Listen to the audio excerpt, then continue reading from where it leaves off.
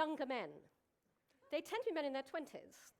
And through dating younger men, I encountered very directly and personally the real ramifications of the creeping ubiquity of hardcore pornography in our culture. And by the way, guys, I negotiated 10 minutes for this talk. The countdown clock is saying 6. I'm going to keep talking for 4 beyond it.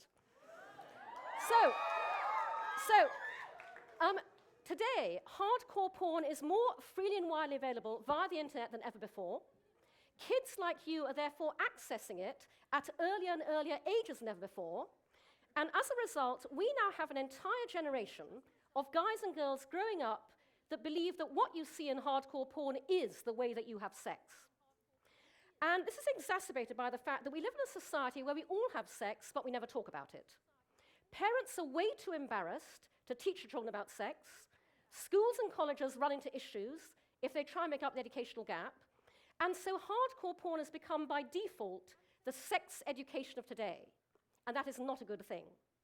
So 2.5 years ago, on no money, which is why it's very basic and clunky, I launched a website called makelovenotporn.com. And what this website does is it posts the myths of hardcore porn and it balances them with the reality. The construct is porn world, real world. This is what happens in the porn world.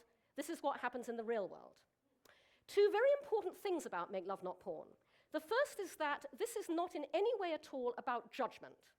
This is not about this is good or this is bad, because sex is the area of human experience that embraces the widest possible range of tastes and desires. And secondly, Make Love Not Porn is not anti-porn. I'm pro-porn. I watch it regularly myself, although I do prefer the kind of porn that doesn't overly resemble open heart surgery. But the issue I'm tackling is not porn. The issue I'm tackling is the complete lack in our society of an open, healthy dialogue around sex and porn that would then allow people to bring a real-world mindset to the viewing of what is essentially artificial entertainment. If you boiled my entire message of Make Love Not Porn down to one thing, it'd be purely and simply talk about it. Because we all get vulnerable when we get naked. Sexual egos are very fragile. We find it bizarrely difficult to talk about sex with the people we're actually having it with while we're actually having it. Because we are terrified of putting them off us, hurting their feelings, derailing the entire encounter, but at the same time, we want to please them. So we will seize our cues on how to do that from anywhere we can, and if the only cues we have are from porn, then those are the ones we'll take. Usually not to very good result. So I launched Make Love Not Porn at TED, and I took a deliberate decision to be extremely explicit in my TED talk, because I knew that the TED audience would not get this issue unless I was very straightforward about it. As a result, everybody who was at TED 2009 remembers my talk. As one Twitterer said, it was the first time the words "come on my face" had been heard on the TED stage 6 times in succession. And as a result, TED dithered all year about whether or not to post my talk online. And when they finally did so, they were still too nervous to post it on TED.com, because TED.com is visited by parents and kids and teachers and kids, in other words, you, my target audience. They post on the TED blog and they post it on YouTube. And when they post on YouTube, they disable the comment stream. Now, I know why they did that, because YouTube is mass with a capital M. I asked them to enable it. I explained that I'd created this website to encourage an open, healthy dialogue. I wanted the people to say whatever they wanted to say. I said, rest assured, I will have a very healthy sense of humor about what they do say, and I will undertake to monitor the comment stream myself, and I'll respond wherever I think it's appropriate. My TED Talk has now been viewed over 167,000 times on YouTube. There is a comment stream of over 1,000 comments, and I have responded personally to over 90% of those. And I've done that for 3 reasons.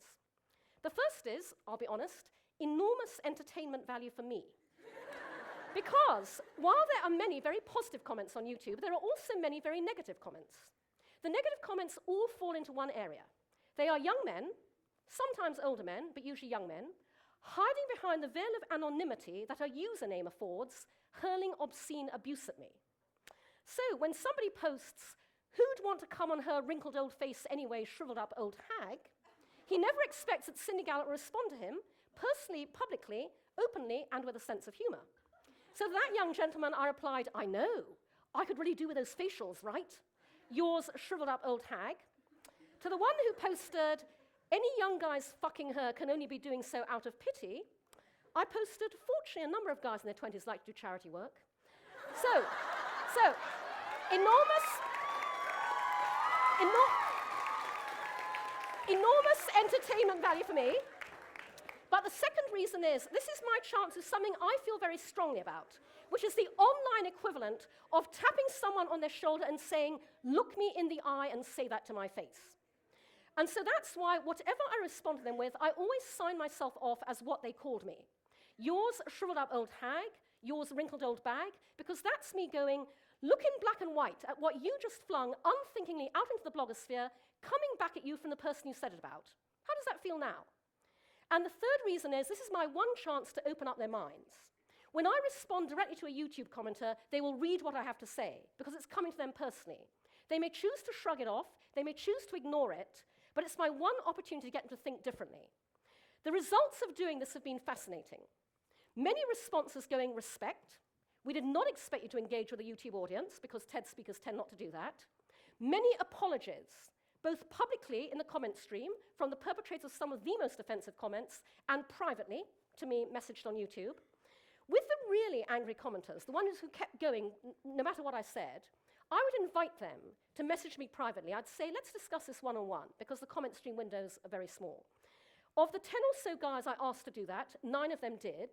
In this entire process, I've only ever had to give up on one person. And when you get them on their own, the dialogue changes completely.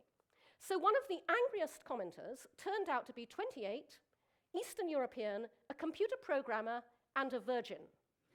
No wonder he was so angry about girls and sex. So I found myself going, have you thought about trying online dating? And by the way, when you meet a girl in the bar, here are a few ways you might chat her up. We became friends. He messaged me privately on YouTube to say, I met somebody, I'm in love. I went, fantastic. Then he dated her for a few months, then she dumped him, then he wept on my shoulder, I went get back in the game. But essentially, a number of other commenters leapt in to do my defending for me, and one of them said to me, we have to apologize for the trolls on here. And I said, listen, to me, they're not trolls. The strength of people's responses only demonstrate how enormously personal this whole area is and how very rarely we ever get to talk about it. Make Love Not Porn has gotten an extraordinary response in the 2.5 years since I launched it, including I get emails every single day about it from young and old, male and female, all around the world. And even before the content I put out there, what blows people away is the fact that I stood up on a stage in public and I talked about, and I'm doing something about, what we all know and we never talk about. So people pour their hearts out to me on email. They feel able to tell me anything. They tell me things about their sex lives and porn-watching habits they've never told anybody else. And as a result, I feel a huge personal responsibility to take this forwards in a way that will make it much more far-reaching, helpful, and effective. So I'm turning Make Love Not Porn into a business venture. I'm launching early in spring makelovenotporn.tv. I can't tell you too much about it, but if you go to the URL, you can sign up for the beta. I would urge you to, if you Google me, you'll find my TED Talk. It's very short, 4 minutes. Do watch it. Do visit the website.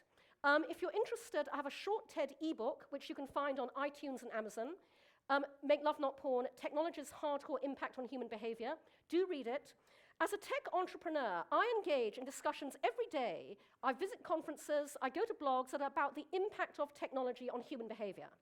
I am tackling the single biggest impact that technology is currently having on the most fundamental aspect of human behavior, which is our sexuality, which informs everything about how we feel about ourselves, other people, our relationships, our lives, our very happiness. Very few people have understood this, very few are facing up to it, and even fewer are doing anything about it. So I would enormously appreciate your support and help in all of this. And by the way, you can contact me through the website, and anything any of you would like to talk to me about, I would love to hear from you. Thank you very much.